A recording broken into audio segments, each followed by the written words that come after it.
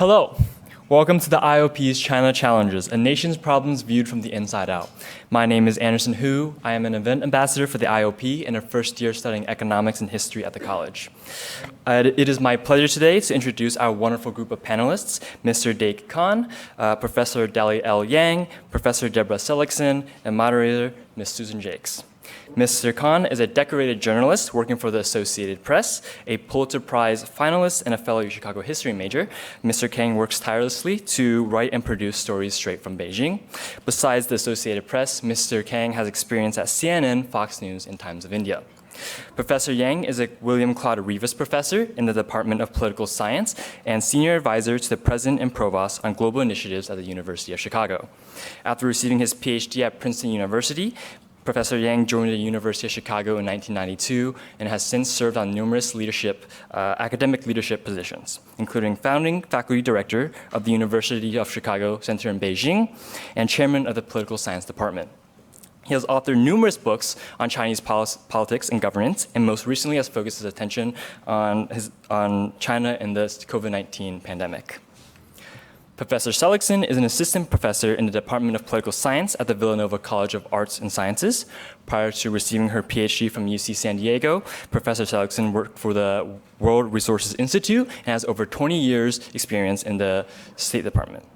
She is also a Woodrow Wilson Institute China Fellow and an associate of the Center for the Study of Contemporary China at the University of Pennsylvania. Her work focuses on the environmental, energy, and climate politics of China. The conversation will be moderated by Ms. Susan Jakes, Editor-in-Chief of ChinaFile, and a Senior Fellow at Asia Society's Center for China Analysis. Before we start, please remember to turn off or silence your cell phones. During the Q&A portion of the event, a stationary microphone will be set up in the audience with the first 3 questions going to students. 2 upcoming speaker series events to look out for are Sexual Assault in the Military, featuring former Congresswoman Jackie Speer and others on this national scourge, happening May 2nd at 12 p.m. at the IOP House. And The Progress and Shortcomings of Transgender Legislation in Illinois, happening May 3rd at 12:30 p.m. at the IOP Living Room. For more speaker series and other interesting opportunities at the IOP, please check out the IOP website. Now, without further ado, please give a warm round of applause to Mr. Kang, Professor Yang, Professor Seligsohn, and Ms. Jakes. Yeah. Thanks so much, Anderson, and thanks to all of you for coming out on this rainy afternoon. I know we're all grateful to the Institute of Politics, which is such a vital institution in American public life, for inviting us to have this conversation on China at a moment that feels so consequential, both for China domestically and in terms of its relationship with the rest of the world. And I have been so excited to have a chance to kind of chew through things with these 3 people seated next to me, whose expertise and professional experience I respect so highly and I have learned so much from over the years. So I haven't done any kind of scientific survey on this subject, but I'm fairly confident that if you were to look through public discussions on China over the past 2 decades or so, and probably also like news coverage, the sentence that you would find most often in those public discussions is China is at an inflection point. China has been at an inflection point at least as long as I've been covering it, which is roughly 25 years, and probably even longer than that. And maybe we can actually even talk about where that framing comes from and what it illuminates and what it might obscure. But I think it's kind of unquestionable that over the past half year, that the past half year has been an unusually eventful time for China, even by its, by China's standards. We've seen Xi Jinping secure a 3rd term, leading the Chinese Communist Party in October, and apparent further consolidation of his political power atop the party hierarchy.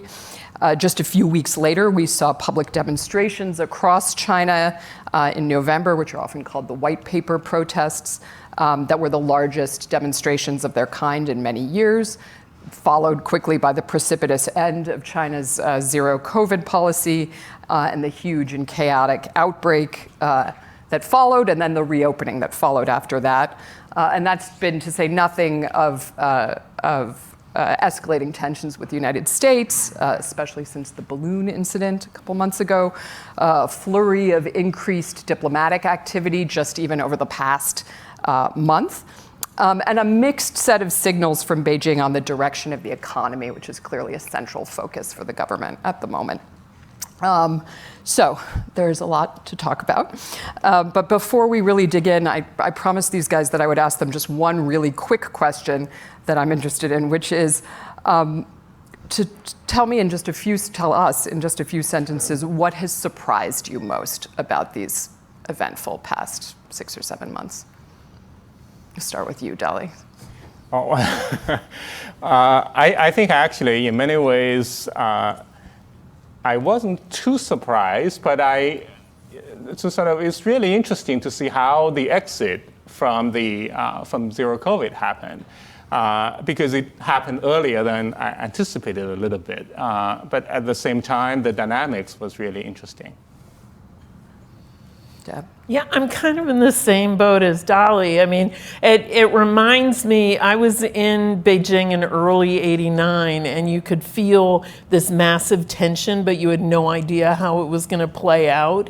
And that period in October, November of last year, when I was in Beijing again, and you could just tell that the center was not going to hold in terms of zero COVID policy, that they couldn't manage the testing, the lockdowns, the quarantine centers. It was just unmanageable, and people were just so frustrated. But could I have predicted exactly the way it was going to play out? Absolutely not. So it was, that kind of surprise, non-surprise. You said it the best way possible. It felt like things were on the verge of blowing up. But everything was a surprise. I think every twist and turn living through it was a surprise. Did I see people hitting the streets of Urumqi? That was shocking. Did I see people going on the streets of Shanghai and saying, step down Xi Jinping? That was also shocking. It was all a shock to me. Yeah, I mean, I don't know anybody who wasn't surprised by the protests and the way that they evolved. And then the end that came so quickly after the protests. I mean, I don't think any of us know exactly what the decision-making process was, but it seems pretty clear that there was some kind of link between the protests and the end of zero COVID. Can you tell us a little bit about what it was like covering it? Like when I guess you first heard about the protests, beginning in Xinjiang, which is one of the most tightly, if not the most tightly controlled parts of the country. There had been a fire at an apartment building, and I guess the fire brigade was not able to enter the premises because of a COVID lockdown. And you were in Beijing when that happened. Kind of maybe take us through the next few days. I think that would be a nice way to start. No, I mean, I think when it first started, it was an apartment fire, and there were 10 people or more possibly who died. And people were upset because there were videos on social media, showing water from fire engines barely not making it to the fire, and allegations of blocked obstacles blocking the way for rescue workers to get there and fire engines to get there to extinguish the blaze. And so people blamed those deaths on zero COVID. The harsh measures taken at the time. And leading up to that event, there were other events like this where kind of certain incidents would become the focal point for dissatisfaction over zero COVID. Notably, there was a bus crash, and I think it was Guizhou province, where people who were being transferred to a quarantine center careened off a cliff and died. And that was a similar focal point. But obviously, no kind of protest coalesced. But I remember, I was just writing a story about the apartment fires. I often wrote about Xinjiang, so it kind of fell to me. And then these videos started coming out of protests in Urumqi. And for anyone who's familiar with the situation there, it's the most controlled part of China. I mean, every time I go there as a journalist, I get followed by a police detail. So to see people hitting the streets of Urumqi was really shocking. And that's when I realized that something big was going to happen. So it was Thanksgiving or the day after Thanksgiving. I had guests over, they were eating turkey, and I was typing furiously away at my computer, like, trying to find sources and get in touch with people, and trying to figure out what was going on. Like, is it really true that people are hitting the streets? And it was just, the next week, there was no rest. It was just one thing after another blowing up. And you wound up going to Shanghai pretty soon thereafter? I did. So after that, I spent all night reporting on what was going on in Urumqi. And then we started to see, student protests in, I think, Tsinghua University. There was one, and I think the first one was in Nanjing somewhere. There were people holding up pieces of paper in various university campuses. And so it started to become clear that this was starting to spread. And so it became an all hands on deck situation. My colleagues came in, I think it was the weekend. And then, I was like, oh my gosh, like Saturday was exhausting. I woke up the next day thinking I'd get some rest. And then the videos came out of protesters in Shanghai, shouting, step down Xi Jinping, step down the Communist Party. And it was like, wow. What is going on here? And so I got on a plane and went to Shanghai, and I saw the second day of the protests and kind of got caught up in that.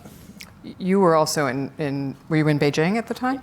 And what were you making of it from sort of a little bit more of a distance? Well, what was really interesting is, so there were protests on the streets, sort of in one spot in each of these cities. It wasn't all over, and it was a few hundred people, not thousands. But there were also protests in the universities, and they were completely separate because the university's students were confined to campus. And so I was like outside the university, and like the COVID restrictions had gone up. So I was no longer allowed on campus to the lab I was affiliated with when the protests were going on inside. So I was at that point like a quarter of a mile from them, but couldn't see anything. But one of the things that I thought was striking is that the vice party secretary of the university was out there negotiating with the students within about an hour of the students protesting. And I don't know, you've all been at American universities. Have you ever heard of the provost of the university negotiating with protesting students within an hour? It doesn't happen. Sometimes it doesn't happen within a year.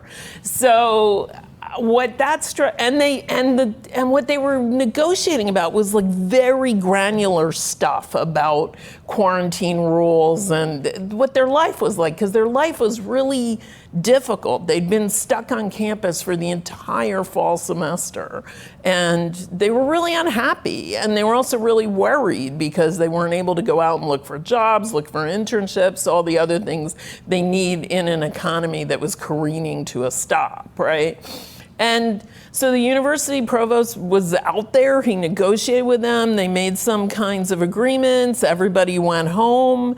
And so I think what I think that reflects is there was actually a lot of sympathy at that point, even among leadership, for the things that were frustrating people, because everybody knew that people just weren't coping with Zerocovid very well anymore, and we're really ready for it to be over, right? Because the other thing about being there in 2022 as opposed to in 2020 is people were cheating right and left on absolutely everything, right?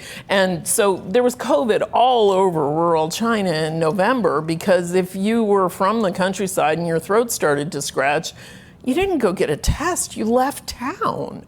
And then you spread it to your neighbors, right? And, the testers weren't really testing a lot of the time. There was just it was clear everybody was fed up. And I think there was a lot of sympathy for that. Certainly saw it at the university leadership level, and I think there was sympathy farther up the chain as well. Professor Yang, I want to kind of ask you basically the same question, but given your scholarship on Chinese politics and specifically on the handling or mishandling, as you might characterize it, of the early stage of the pandemic, on which you've recently written a book. Is that coming soon? I just wonder how you think about the significance of the protests, and particularly in terms of government legitimacy? Well, I think what I was really struck is how the people around the country have been under lockdown for weeks and certainly at least, because in late November, increasingly the virus was spreading across the country and many cities were under lockdown simultaneously rather than, unlike actually previously when usually it's just one city or another. At that point, how did it connect? And what really struck me was this video from Xinjiang, from Urumqi, how did it actually connect with all the young people across the country? Actually, what truly tugged the heartstrings of all those young people was the fact that there was this mother who was actually really going to die from the fire, from being burned, with children, actually decided that she has to tell the truth. She had to let the public know that this could happen to you because we couldn't get out. And I think that's really the galvanizing, the most important video in many ways, and it was spread on social media when you have all those young people and old people as well, I mean, across the country who are already fed up with what's going on.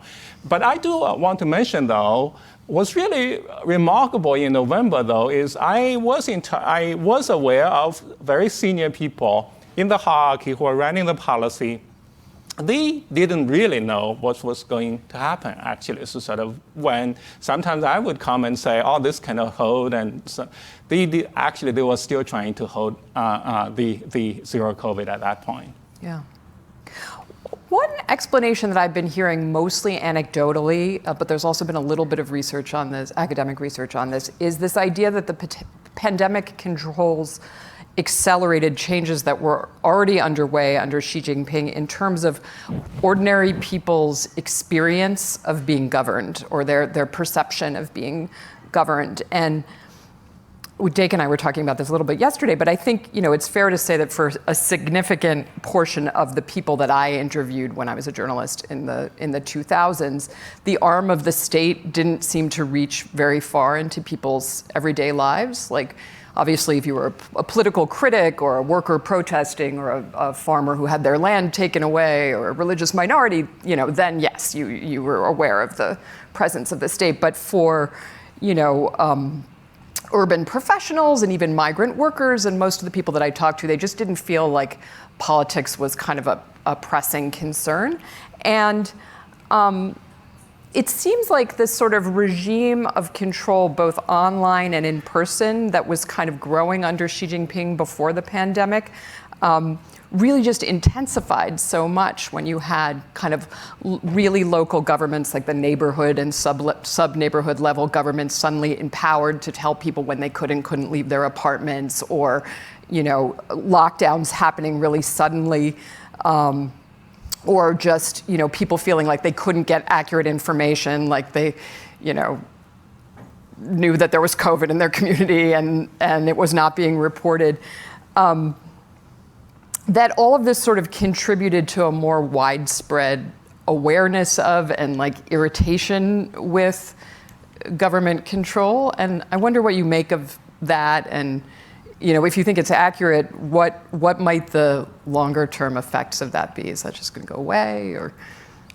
Well, if we look back at the last 3 years, I did write, I'm putting the finishing touches on a book on the decisions that were made earlier. And in fact, if we look at Wuhan, for example, typically it's so common now to simply say the Wuhan lockdown. Actually, the Wuhan lockdown wasn't exactly a lockdown initially. It was what's known as cordon sanitaire, basically separating Wuhan from the rest of the country, from the rest of the world. But within Wuhan, people could still roam around for about 3 weeks, which made it easier for the people to adapt, although, of course, it wasn't too helpful in terms of containing the virus initially. But the key thing, though, is in 2020, 2021, most Chinese, the vast majority of the Chinese population, were proud of what China was able to accomplish in containing the virus when the virus continued to reach across the world. And they bought the national argument, but also because many of them actually participated in it. So the people who tended to complain tended to be the relatively small number of cities who are under severe lockdown. When it happened, though, in Shanghai last year, that was real lockdown because it happened so quickly and many people did not have the time to prepare, to adapt, and so on. So in that sense, what I see is actually it's a roller coaster for this nation, for all those people. And as a result, actually, in 2021 in particular, there was just such enormous pride, both actually at the top of the leadership and also among the public in terms of thinking that China can do better than the rest of the world, than the United States. The East is rising, the West was declining and declining fast. That's the sentiment. So it's actually 2022 really is very different from actually especially after the Shanghai lockdown, things began to turn suddenly across so really in many ways actually Omicron is truly the game changer in many ways, but also by the end, it's a nation that's exhausted and frustrated, and the economy was tanking and all the issues. But at the same time, actually, as a result, over the last few months, the Chinese leadership has to come out and say, well, maybe we shouldn't keep all those remnants of the control policies. We have to get rid of the actually are trying to show in certain localities destroying the data. Nonetheless, still a lot of it is still going to be kept in terms of the control measures. And of course, already actually there was serious talk about applying the Zerocovid policies to controlling other infectious diseases. China still suffers from TB, for example. So imagine you just apply it to TB, and of course China could do enormously well in terms of controlling TB, but in terms of the social and consequences, it would be astronomical as well. So this is actually going to be part of the repertoire of tools to try to alleviate some of the harsher aspects of the lockdown policies, but at the same time, it's just one of the tools that they are continuing to return to, and they already have the digital and all the techniques that are available today. Dake, I want to get your take on this too. Yeah, sure. I mean, I think before COVID, things already changed quite a bit from when you were in China in the early mid-2000s to when I went in January 2018. But still, back then, it felt like, you could basically live your normal life, right? Ordinary people didn't necessarily pay attention to or care that much about politics. It's, something that is to be avoided or something that doesn't have to do with me. And when the pandemic first broke out, I remember, there was a knock on the door, and it's someone from the local community office who I've never interacted with or met before. And she's like, hello, here's your neighborhood pass. And I'm like, what is this piece of paper? It's a piece of paper that basically that I had to show to someone at the entrance of my apartment block, maybe a couple hundred people, in order to go inside my apartment. And that was kind of the beginning, right? Where you would have all these new measures that were based on these very little units. You mentioned the community. Community is a weird translation of the lowest level of local government. District is the grade and also the neighborhood in particular.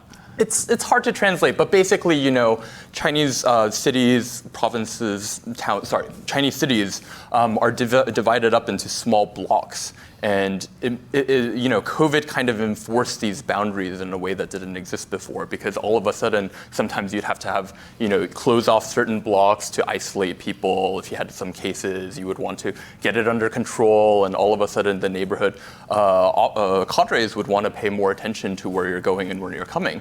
Now, as Professor Yang said, that wasn't necessarily a huge problem initially. 2020, after COVID got under control in 2021, you could more or less live your life normally. And the perspective from living in Beijing at the time was very much, China's the safest place in the world, and everywhere else is falling into chaos. So every time I took a cab, and someone found out that I was an American, the cab driver would be like, aren't you grateful to be in China? It's so safe, right?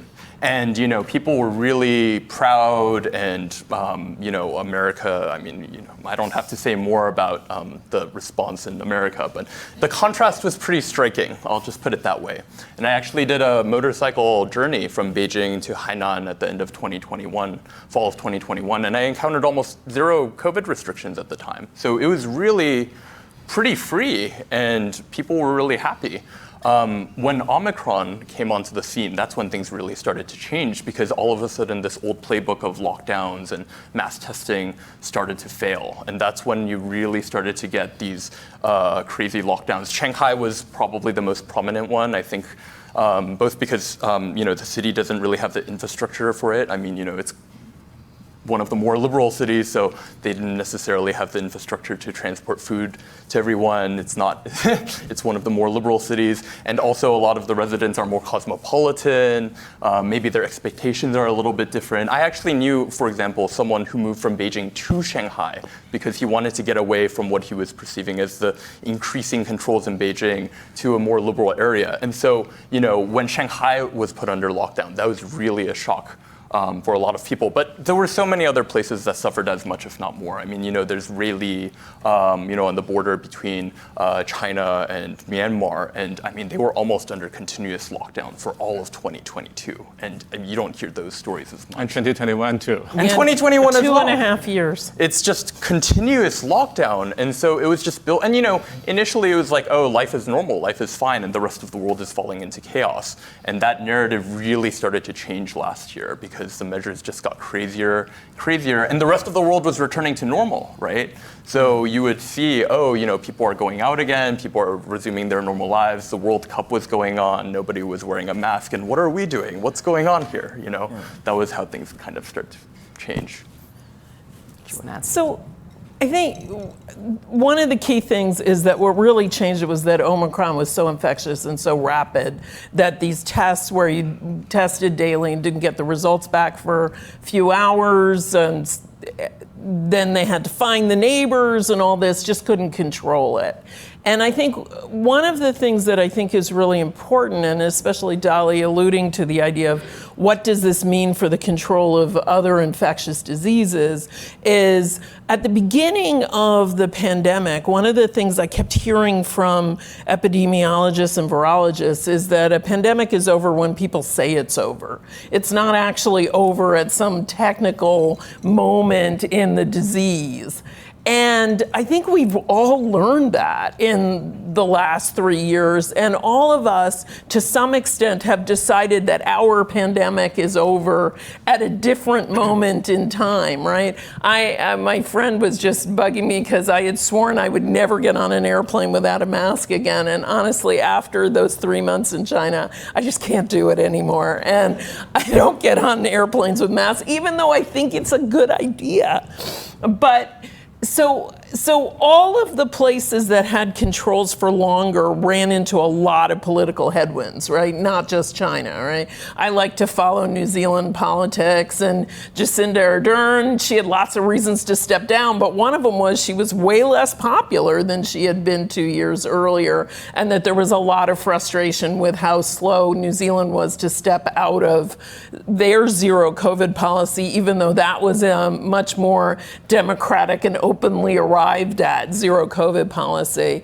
So I think this is an important question for us all to reflect on for the future, because we are all likely to live through another pandemic, and it is quite possible that the next one's going to be worse, right? There were a lot of ways in which COVID was not as infectious as like the most virulent flus that scientists imagined. So there are huge challenges with sort of how do we sort of control, and then how do we step it back, because it's become quite clear that populaces will not tolerate heavy levels of control indefinitely. And as I said, I mean, the level of cheating going on in China by the end of 2022 was enormous. And so, yeah, there's this sense that people felt a great deal more government control, but there was also a sense in which people knew how to push back.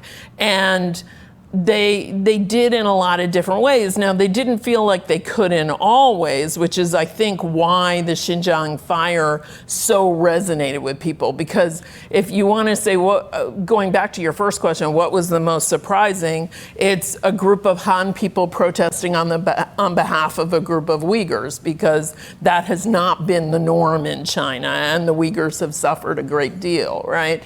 But everybody was afraid of being locked in their building, right? When they decided to lock down a building, sometimes they would put a guard in front, and if somebody needed to get out and go to the hospital or whatever, they could just go. But other times they would literally chain the doors shut. Now, those of us who've been in China for many, many years have experienced having doors chained shut for random reasons, trying to leave a hotel early in the morning and discovering that every door is just chained shut. That's always been a problem. It's always made me nervous about fires, but suddenly it became like this pervasive thing. I have a friend who was in one of the quarantine hospitals for a long time, and every night, so this is not where people are really, really sick. This is where people have sort of manageable cases of COVID, but are required to leave their home and their family. And she described every night they just chained the doors shut and left. I mean, there was no nursing staff, there was nothing, and she found it absolutely terrifying. The most terrifying part was this being locked up. So there was a lot, it's not that people felt all control, but I think it is important to say the COVID app disappeared almost immediately after the end of Zerocovid. Most of the other data the Chinese government was collecting was stuff they already were collecting and have many other mechanisms for collecting.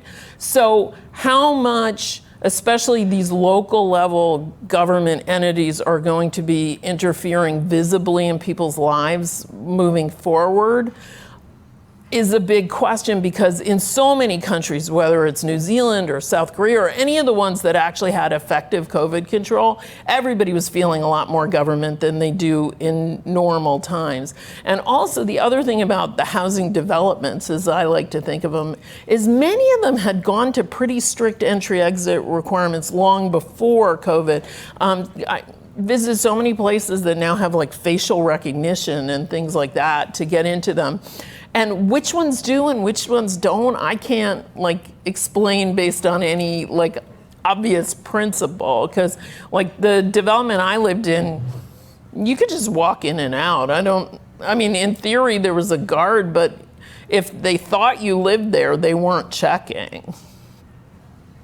All right, well, I still have more questions about what the longer term impact of this all might be, but I think we should spend a little bit of time maybe talking about the economy, since it's such a central focus of kind of life after COVID. And Xi Jinping has made a variety of commitments to improve the economy and to kind of tackle the related issues of very high unemployment among young people, particularly college graduates, an aging population, profound income inequality. And at the same time, there's been a series of moves to make security a higher priority. Sometimes what seems to be either a higher priority than growth. So I'm curious, is it that Xi Jinping thinks he can prioritize, or the regime thinks they can prioritize security and growth at the same time? Is this a contradiction? Is he right? Is it just a different version of kind of what we're doing here in the US? Or might this be the thing that kind of makes the secret sauce that has powered China's economy over the last couple of decades stop working?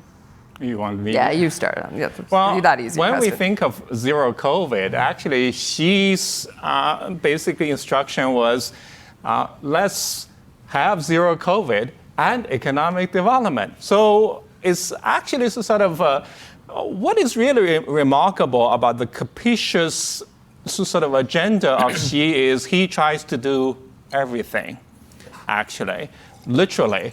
In many ways, he's been fighting battles and campaigns from cleaning up the environment to, for example, controlling how much time children should spend on computer games and so on. So he's been paying a lot of attention, and he's bound to have the situation where his left hand and right hand instructions actually do not work. The problem actually with balancing zero COVID and economic development made it was possible when actually before Omicron, but of course eventually he kept pushing even though clearly the situation has changed. But of course there are other political reasons as well. And I think that's the big challenge. But there are also historical... How do you interpret the cause of that? Is it about information not traveling? Or? Actually, not exactly. I think it's typical, and I actually pay a lot of attention to the social psychological dimensions of how leaders make their decisions. What information do they have? Why do they interpret the decision through such a lens, for example? And a lot of it is really related, and there are two aspects. Number one, after the Wuhan success, basically Xi declared in September 2020, we shall never squander the achievements we have made in Wuhan. What do? You keep zero COVID going as far as you can, and also to prove that China has a superior system, essentially. And that, of course, eventually nobody was there to, actually some of the people were there to speak up. In 2021, for example, they were clamped down and nobody dared to speak up as much until things really got so bad. The other aspect is also China had taken some lessons from the 2009 the Great Recession, when China unleashed the massive economic stimulus. The lesson from that is you don't want to do too much stimulus. So China thus far has been very careful in its stimulus measures, for example, and not giving money in particular directly to the people, unlike the United States. So some of the policies actually clearly have historical legacies built into them. But at the same time, there are certain strategies that the Chinese leaders actually tend to emphasize. And in this particular case, even though Xi himself had emphasized dealing or eradicating economic inequality, but he actually does follow the idea, we shouldn't also give people money so that they become lazy and so on. So there are all those kind of mix of motives and perceptions that affected policy as a result. Do you have something? Sure. I think this kind of ties actually back to the earlier theme of zero COVID and discontent and all of that, because I think one of the jarring things about last year was that there's always been a gap between the official narrative or the party narrative and the reality on the ground. But most of the time, ordinary people are not confronted with this gap. If you're a minority dissident or someone who might face the wrath of the state, that's a different story. But for most people, they can live their normal lives. And that changed pretty dramatically last year because there was this dynamic of, we want zero COVID. And when it became clear that people were getting upset with zero COVID, as Professor Yang pointed out, then it became, let's have zero COVID, but a version of it that everyone is happy with. There was all this debate in, October, November, like when the government was making signals about, we're going to, shift or optimize zero COVID. And so people were like, okay, so is it ending? And it's like, and then editorials would come out in papers saying resolutely uphold zero COVID, and people were like, what is going on? And I think a lot of the confusion stemmed from the fact that, Professor Yang was exactly right here. They wanted both. They wanted both economic growth and zero COVID. They wanted both zero COVID and a version of zero COVID that made everyone happy. And the system was kind of straining to make that a reality, but it wasn't possible because Omicron just kept on spreading, right? People just kept on getting infected. And so there was this period of time in like September, October, November, when it really felt like things were starting to turn upside down, because you would hear these stories of like lockdowns or measures taken or people being bussed away, and nobody would talk about it. It was just, there were there was no official discussion? There was no official discussion of it. I would hear of entire cities. I would hear the city of Zhengzhou in central China. It's a city of like 12 million people. Went under a form of not official lockdown, but all the stores were closed. Everyone was staying home.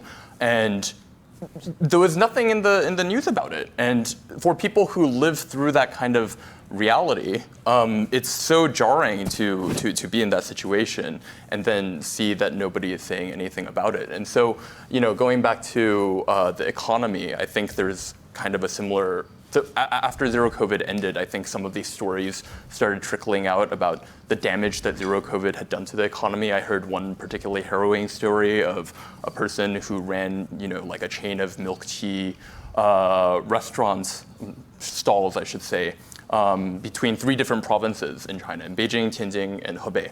And when one city was locked down, the stores in the other 2 cities would kind of keep the money flowing, keep the company afloat. But then at a certain point last year, all of those places were put under lockdown, all of his stores were shut down, he still owed rent, and the costs just piled up, and he just couldn't take it anymore, and he threw himself off a building.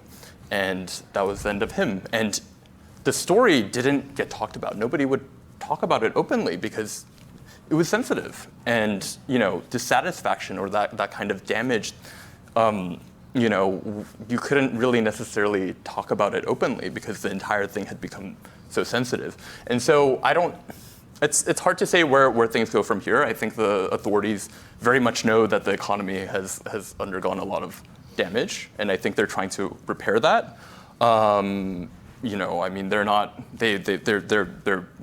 They're a lot of very competent people in the government. But the fact that this kind of situation can take place where there is this kind of damage and yet people don't feel empowered to talk about it, that can cause some problems. So there was, of course, famously, the head of Foxconn actually wrote a public letter or it became public, sort of telling the Chinese government what a problem Zerocovid was. And that's the company that actually produces most of Apple's devices.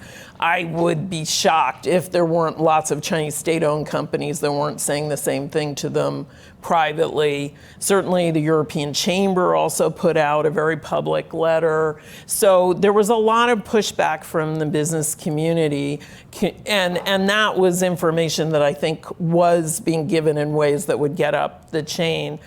To get back to your question about security versus economics, I mean, if you think about the whole history of China for the last 150 years, the idea that part of the purpose of economic growth was to improve Chinese security is like fundamental to the reason for the state, right? And so the Deng Xiaoping philosophy was let's get the economy going first and let's modernize the military. Remember, military modernization was one of the 4 modernizations, right? So it's always been there, right? And whether other people outside China choose to focus on it or not, to some extent has a lot more to do with the politics in places like the United States and Europe than it has to do with whether military modernization is a priority in China, because it always has been. But there was a view of we've got to get really robust economy. It would be really good to have better economic relations with the rest of the world. So we should, to some extent, keep our military ambitions kind of quiet. And that has been transforming for well more than a decade, at least 15 years. It certainly predates Xi in terms of the openness of interest in China being a strong power in the military sense as well as in an economic sense. I think the interesting question now, because the economy is in difficult shape, is whether there's going to be some view that reducing conflict would be a good idea for China in terms of China's economic growth right now, and especially reducing conflict with the United States. I mean, right now, I think because the United States has played things very badly, part of what the Chinese are doing is playing Europe off against the United States. If we're going to influence China's economic behavior, Well, to some extent succeeding. I mean, if you look at what various European nations are saying, if the US is going to influence China's economic behavior, we will do it because we're working together with our allies, not apart. And so, but ultimately, if China's, it would be better for the Chinese economy if the US and China got along better. It would actually also be better for the US economy. And so that's an interesting question. But at the moment, it's clear in both countries that security hawks are dominating conversations, that this is not a China-only problem. And so the basic point that both Dake and Dali have made, that the Chinese have tended to want a both-and type approach, certainly is there. It'll be interesting to see what happens over the next year. A related question I have for you, Deb, it's a related challenge, not just for China, but for all of us, is how do you grow an economy while also trying to address the climate crisis? And Xi Jinping, sort of positioned himself as a would-be global climate leader after President Trump withdrew us from the Paris Accord. But then COVID, slowed down economic growth. There was this chill in U.S.-China relations. And those things are perceived by some observers to have set China's progress on decarbonization back. There are new coal-fired plants being built. But first of all, what's your view of that perception? And where is China now on climate? Where do you see it going in the coming years? I know you just were there and kind of saw a lot of things. Yeah, and that was my actual reason for being there, even though most of my experience was the daily life of living under Zerocovid and its aftermath. But I was really blown away by the level of commitment at all levels to decarbonization. And at where the Chinese have developed a different model that we have, and also how complementary the model in the Inflation Reduction Act in the US and what the Chinese are doing in certain respects are. So the thing that blew me away the most is the Chinese now have an integrated electrified transportation system that goes all the way from the high-speed rail, which is now 2/3 electrified, through the fact that there are now 45 cities in China with subway systems. I mean, when I first went to China in 1984, there were 2 lines in Beijing. That's it. And when I went, all the way up through year 2000, there was not much more than that. And there are now 45 cities. It blows my mind. But we also have electrified cars, electrified trucks within the city. The way delivery works in China is those big diesel trucks are moving between cities, but the way stuff gets around in the city is with little mini electric trucks, which really reduces the amount of local urban air pollution, but also a lot of carbon emissions. And then the secret sauce that I think is so important for the whole developing world, which are the electric scooters. China has over 300 million electric scooters. The Indians have a big plan for electric scooters. They have 1 million. So it's really a Chinese program, and it's going to be so important for the entire developing world, because one of the things that we know, if you're in Hanoi or you're in New Delhi or you're in Nairobi, is that people want private transportation. They don't only want public transportation. And the answer for most of the developing world right now are those 2-stroke scooters that are incredibly dirty, and they're all petrol fueled, and they therefore produce carbon as well. And to shift over to electric scooters is going to have to be a big part of what we're doing. And the Chinese are really offering a model for the world that is very different than what we're doing in the United States, much more feasible for most of the world. And everybody go get an e-bike. It's a good idea here too. But I think it's really important. There have been a whole bunch of articles in the paper just in the last couple of weeks about how Chinese domestic electric car companies have now surpassed all the foreign car companies in China because everybody wants an electric car. The reality is there are regulations in China that make it very hard to get a license plate on a new petrol vehicle. So, of course, they want electric cars. But they really have a different model. What our Inflation Reduction Act offers us is a model of how to electrify houses. And I would say the Chinese are behind in terms of the electrifying of homes and businesses. And that's where the coal-fired coal-fire is just about electricity, but I'll get to that in a second. But they're still using a lot of gas and a lot of other things in homes, and we're going to have to shift away. So in a lot of ways, we could be learning from each other if only we would. On the coal-fired power plants, yes, they are building a whole bunch of coal-fired power plants. Every modeler I talked to in China said they're building a lot, they're not going to actually use more coal. What's going to happen is a bunch of other coal-fired power plants probably aren't going to get used. There was a big power shortage in China, I guess it's now a year and a half, a year ago. And cities have reacted to that by wanting to control the power plant. And so they're all building new power plants. Not good. There's a lot of embodied carbon in those power plants, but it's not going to actually affect the trajectory of China's coal use as much as people keep asserting outside of China. But the other big thing is that the Chinese heavy industry, which is a big producer of carbon in China, steel, cement, glass, all this kind of stuff, they are really focused on how to decarbonize. I went to a webinar hosted by the Natural Resources Defense Council. They had 38,000 people log into this thing. Now, some people may have logged in 2 or 3 times, but how many webinars get 10, 15,000 people? I mean, it's just crazy. And they had people from the Steel Association, the Cement Association, from local governments in heavily polluting provinces, all joining this thing run by an American NGO. Why were they doing that? Because they actually feel they have to decarbonize. They actually believe that is the future, and they're really there in terms of thinking about it. And I think that's a lot different maybe than some of our heavy industry in the US and where we need to get.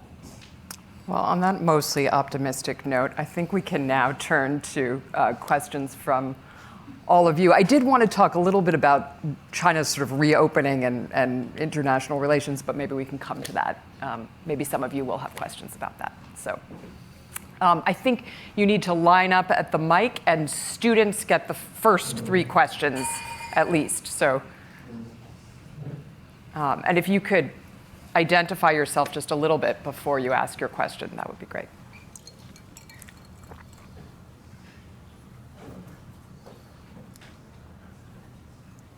Okay. Oh.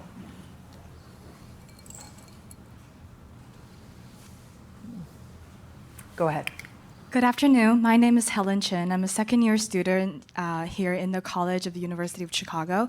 I'm majoring in sociology and psychology with a minor in visual arts. I wanted to draw attention to a specific group of people who might get really impacted because of the U.S. and Chinese, antagony in all the COVID situation, which is the Chinese international students here studying in the U.S. Currently, I think the sentiment is not as strong as before, but there was a period where I think international Chinese students faced double stigmatization in the sense that in the United States, we're seen as one of those the sources of virus because it was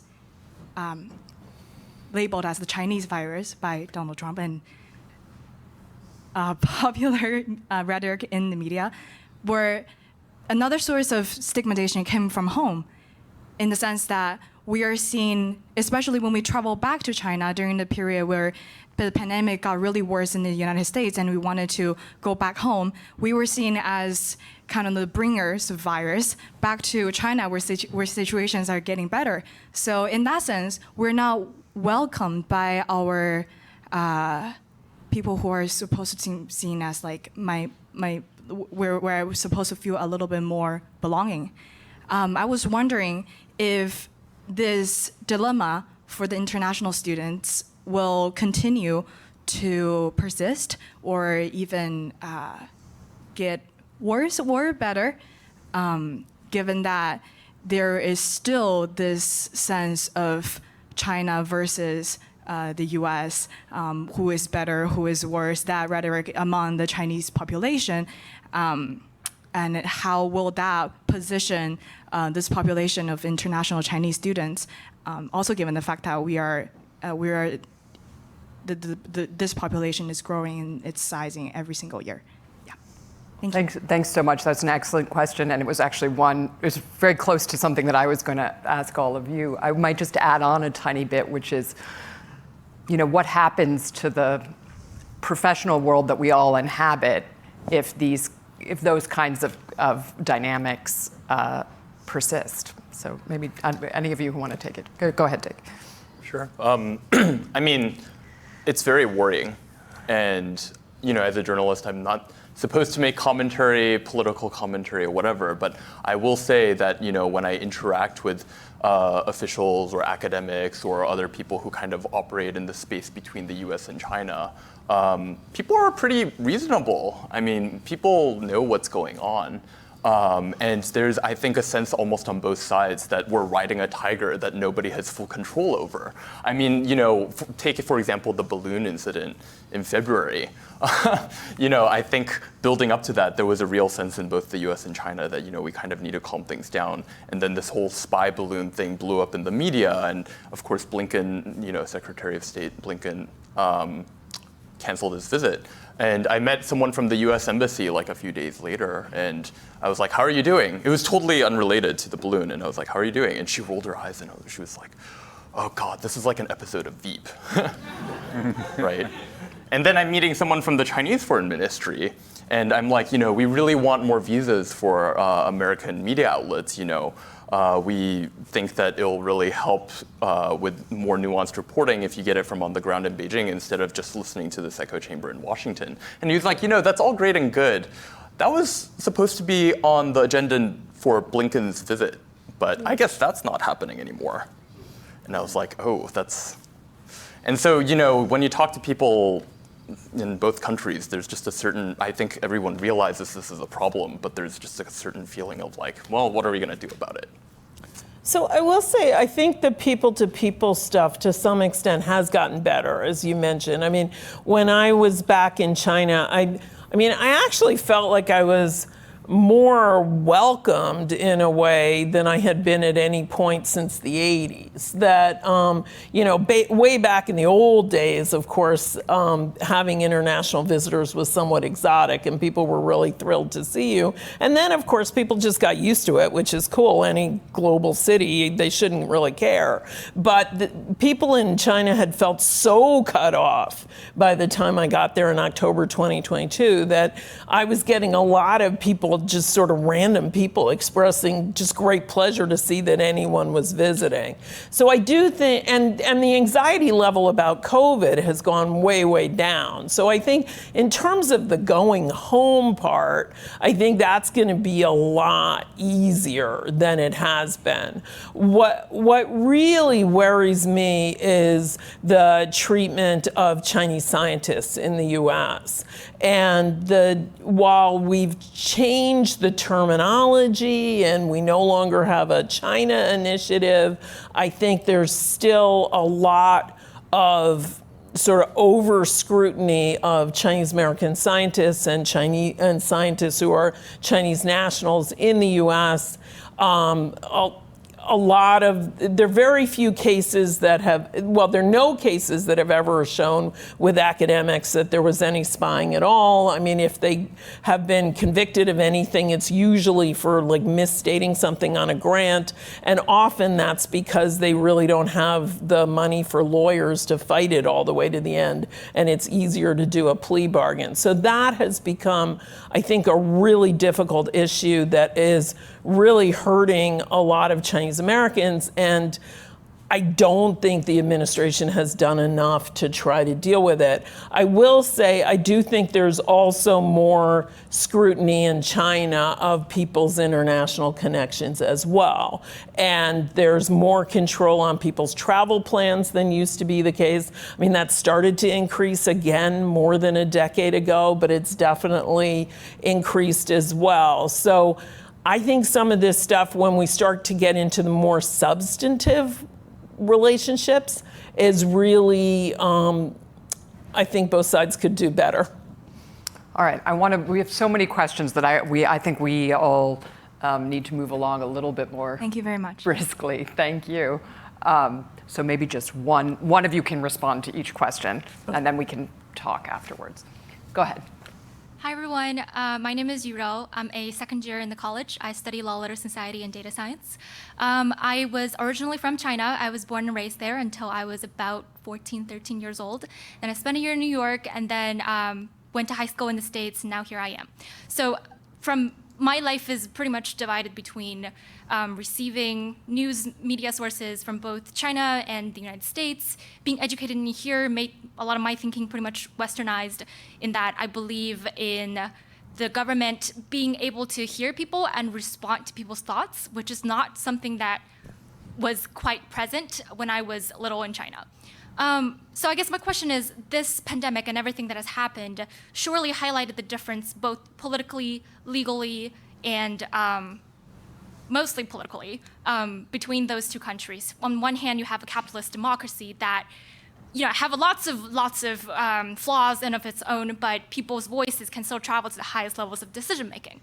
But then you also have China, in which, even though it's a central government, it's powerful, it's efficient, it gets things done, but it doesn't quite protect people in giving and guaranteeing a procedural democratic process. So I guess my question is, despite all of these hard differences and considering technology, considering population differences, how can the US and China going forward from this point reconciliate those differences, coming strictly from a point of like both countries trying to come out of this situation as best it could possibly be? And my next question sort of has to do with... I think you can just have one because there are so many people waiting. Then Is that okay? That one question, Okay. which is big enough of its own. Professor Yang, you want to take that one? Well, that's a real tough question in many ways. But part of the issue, when I think of the analogies, and in fact, I'm teaching a class on Chinese foreign policy, is to say, well, during the Cold War, when countries were truly so divided at that point, actually national leaders made a real effort to try to reach out and eventually, in fact, to bring a resolution to the Cold War even. But during that time, for example, China and the US actually did reach out to each other even. It took time, took effort, and took a lot of very slow snail mail at that point as well. And I think one of the biggest challenges down the road for statesmen is to think actually the catastrophic consequences confrontation might actually result in terms of thinking about the responsibilities as statesmen to avoid those kind of catastrophes. But at the same time, it's not easy. I think actually whether it's in terms of stigma or it requires a lot of people to understand, to be able to have empathy for people on the other side very often.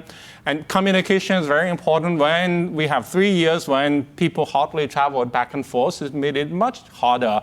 In fact, not just for ordinary people, but also for decision makers, because they were in cocoons, actually thinking about the other as the enemies rather than as people you can interlocute with. So in that sense, actually, there needs to be a lot more of education. But in fact, we are very often here preaching to the converted. In fact, so sort of the challenge is very often globally, and especially between the US and China. In fact, this is why even when there are confrontations, leaders need to meet, need to share their differences, need to try to see sometimes actually so sort of not just always staring at the brink, and as we sometimes do actually, but also try to see how can we avoid that. But of course, domestic politics and other factors really drive a lot of this dynamics and it make it extraordinarily difficult. And that's why it's so important to have the right leader, and leadership matters.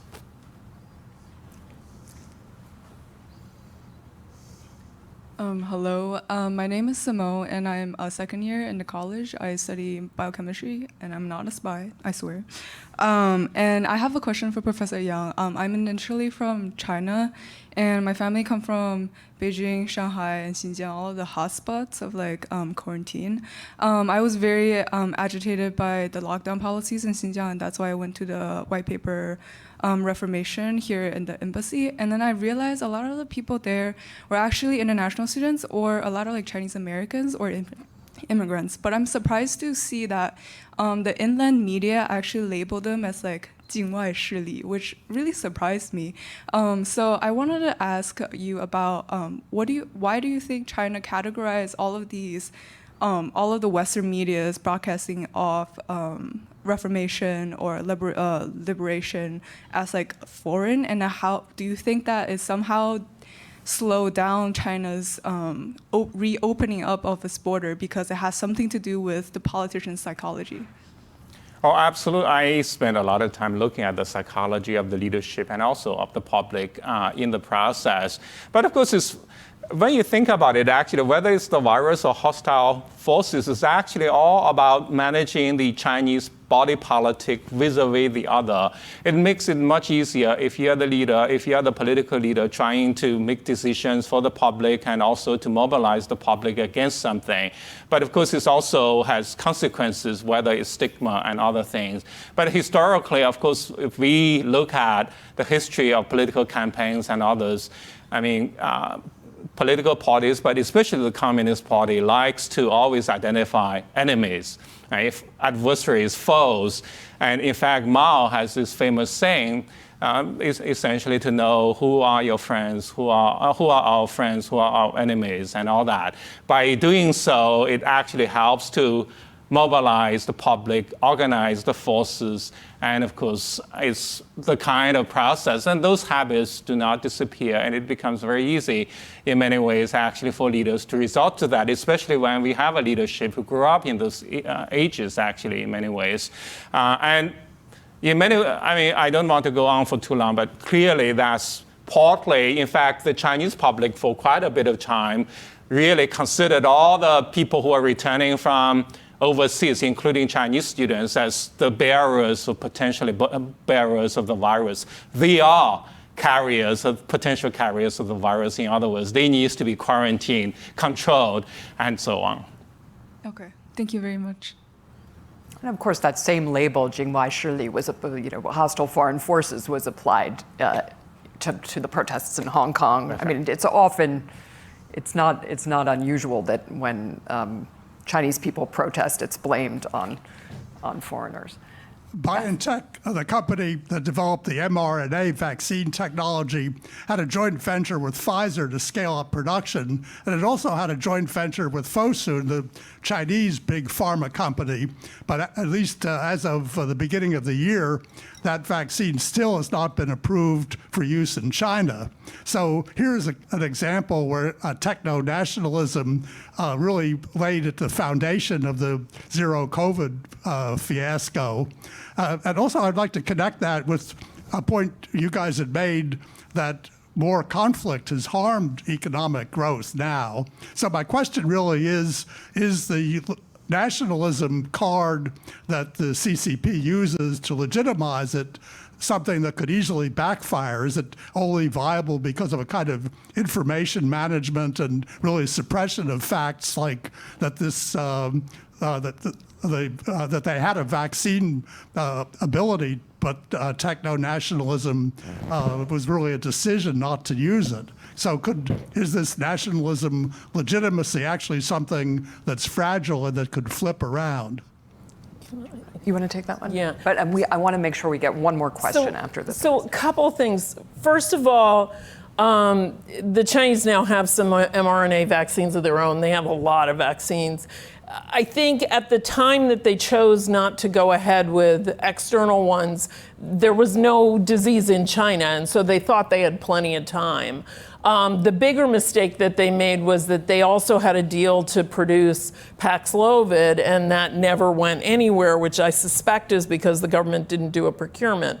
But So governments always have certain nationalist motives in terms of business, but they tend to try to balance them. And I think this is one where they really misguessed what was going to happen, especially post-Omicron. But I think it's also important to remember that the Chinese vaccines were effective. They weren't quite as effective as the mRNAs, but if you got 3 doses, they were very close. The data from Hong Kong shows 2 doses, there's a huge difference, but 3 doses, there was not much difference. It'll be interesting to see whether we get good data from China from, when everybody got COVID together. But so I think, they made some decisions that you could really question, but the emphasis in the Western media on the mRNAs, I think may have been a little over the top, actually. Hi, I'm Ethan Zhang. I'm a second year in the college and actually a student in Professor Yang's foreign policy class. I thought I'd connect the themes of housing and the economy that we talked about and ask about the Chinese real estate market. I'm curious, after the Evergrande crash, how ordinary people in China are processing the decisions in the housing market, especially given that housing has long been one of the only durable stores of wealth that Chinese people can turn to, and how regulators are reacting more broadly to the Evergrande crash. That's an excellent question. You want to take that one? I think we should have one of the professors answer it. I haven't done much reporting on real estate. I don't do real estate either. Well, you can ask me later, though. But very quickly, though, the Xi policy in recent years has been trying to control real estate speculation, emphasizing that housing is for living only. So there were major efforts to, for example, to limit second mortgages and so on. So as a result, that really helped to really tamp down demand. So much so that all major real estate companies got into big trouble because they had such unsold inventory at one point, and then they got stuck with a lot of loans, including international loans, as a result. But at the same time, keep in mind also, for example, PMI is down in China currently. Part of it is really related to the real estate sector because it's such a big proportion of the Chinese economy, as much as 15 to 20% in a way when you add in the multipliers. And as a result, actually steel, cement, all those production actually have been more restrained as a result. In fact, so this is where you would think, because government leaders usually don't puncture bubbles. She punctured the bubble in this case, but of course it came at a major cost, especially when the economy was buffeted by other forces as well. So it's a real tough situation as a result. Thank you. Just time for one last question. Thank you for this opportunity. I'm Junzhuo Chen. I'm the second year MPP student at the Harris School of Public Policy. And before I came to Chicago, I lived in China. My question is, by the time COVID broke out, the Hong Kong's anti-extradition protest wasn't even settled. So in the past 3 years of zero COVID policy, the really strict quarantine and some context behind it, it really inspired people, Chinese citizens, to focus, to kind of like get awareness of government's legitimacy and so on. So I wonder how would this factor play into Chinese government's future policymaking and such thing in the future? I can talk a bit about the connection between Hong Kong and China. I was in Hong Kong in both June and December 2019 covering the protests, and then I flew back to Beijing and then was in Wuhan at the beginning of the pandemic. So it was pretty wild seeing the whole arc. I think it's a difficult question to answer because I think these things are pretty dynamic and fluid and changing over time. As you know, public opinion in China is really hard to gauge by its very nature, people are not necessarily going to tell you exactly what they think, but it's also not the case that, everyone is, brainwashed to think a certain way as may be portrayed in the media sometimes, right? Obviously, people have their own minds. But, specifically with Hong Kong, it really did seem like a lot of people were pretty against the protests in mainland China in 2019. Going back and forth between mainland China and Hong Kong, I really got the sense most people were like, what are these students protesting about? Hong Kongers are spoiled. And I mean, there was an element of, discrimination against mainland Chinese people in Hong Kong that didn't help. But it's been interesting to see the pandemic and Zerocovid and the exit from Zerocovid and see how that changed people's perspectives. I actually know someone, for example, who recently I was in a conversation with them and, the topic of Hong Kong came up and she was like, I support the protesters. And I was like, what? She's from the this is a person from the mainland. And I was like, very apolitical, doesn't really go outside of China very much, doesn't, interact in this kind of global community, is not particularly, doesn't know anyone from Hong Kong. So I was quite shocked. I was like, why do you say that? And she was like, well, after, I was like, did you support the Hong Kong protesters before? She was like, no, I thought they were rioters. But after last year, I understand what they were protesting about. And that was very interesting for me. I don't know where things go from here, and I don't know what exactly the government is thinking or how they're planning to respond. But I do think that the way the protests unfolded and then the way that there was this kind of hasty exit from Zerocovid suggests that there was at least consideration of the protests when they were exiting Zerocovid, and it was kind of portrayed as this, oh, we're listening to the voice of the people. But a lot of people seem to think that the leadership was fairly rattled by that. And so it is kind of, I think, an open question, what's going to happen next? I don't really know if any of us know what's next, but it's a very interesting question. I think we do. You'll have to have us back.